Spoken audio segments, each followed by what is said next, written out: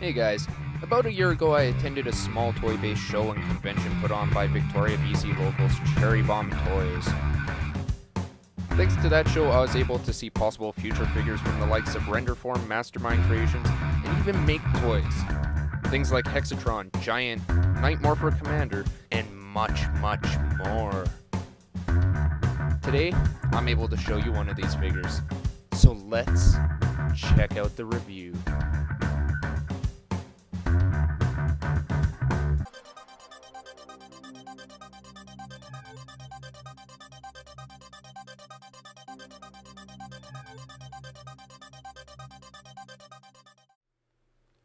Welcome to another Wackimus HD Reviews. I'll be looking this time at the Battle Tanker trailer from MakeToys. If you want to see more of my United G2 Prime though, please check out my Wackimus HD Reviews 02 video. The Battle Tanker is a third-party design fuel tanker that is designed to fill in and complete your either Reveal the Shield or United G2 Prime. Adorned on Prime, it adds a beautiful finishing touch, making your new Prime more resemble the original G2 Prime truck and trailer. Sadly though, it is missing the big obligatory Prime with flamethrower stickers on the sides. But most sad for me is the missing spinny disc shooter of doom! Okay.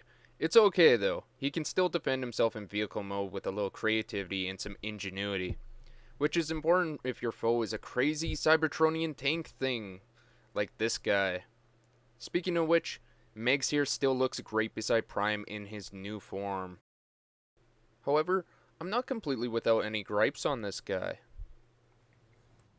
Battle Tanker's hitch axis is very limited for posability. Now there is a way to counteract this, but it means lifting the front of the truck up and turning it at the same time in order to get just a few more degrees of rotation out of the hitch axis. That being said, this guy does do some really unique stuff in transformation though.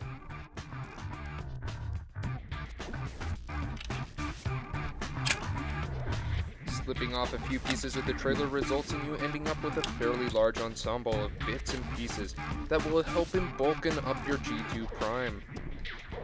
This means if you don't care for puzzle formers, you may be disappointed in this set because it fully embraces parts forming and runs with it. The arms design is a little weird, albeit off-putting at first, but the end result works surprisingly well, not limiting any posability I find. Armored Up Prime now has a very chunky Japanese super robot aesthetic that I absolutely love. I really like how this looks with this new chunky aesthetic. It gives Prime this very commanding presence and a really cool new silhouette that really speaks to me. Oh my god, he's huge! Save me! Run for your lives, people! Get out of here! Although I guess not everyone will enjoy Battle Tanker's newfound size and style. All I can say is, I sure do though.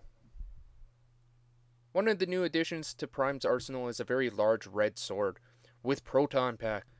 This sword is made up of a 3-piece construction that really makes me think that an RID Scourge version of this set is very possible in the near future. Just the look of the sword with this guy screams RID Scourge. Flipping a switch activates the sword's light up feature. Well, the hilt at least. In the dark, even the blade is just a little anticlimactic for me, sadly. But if the red sword isn't your taste, you get a second style of blade that gives Prime a whole new overall appearance that's less scourgy in its design. This blade is a silver, narrower blade than the original, and you don't just get one.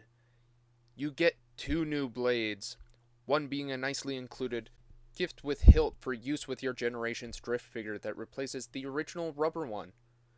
And he can still store it on his back.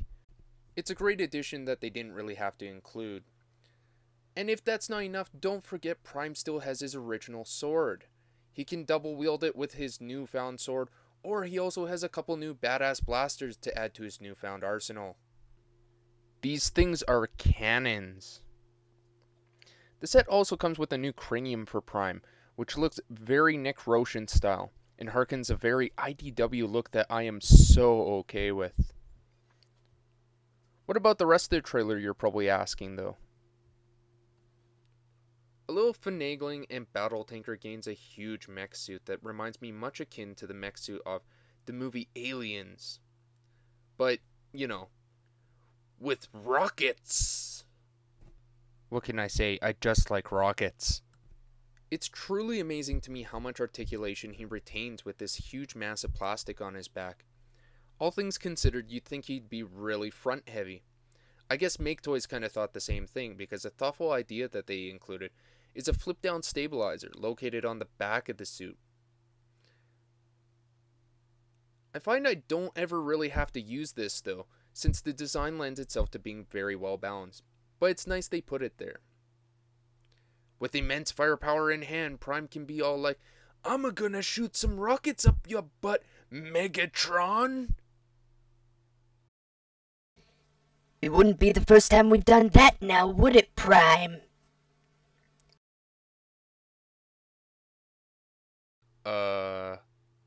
Anywho, if the mech suit isn't really your thing, there is an unofficial base mode of sorts that pays homage to the original trailer's base mode.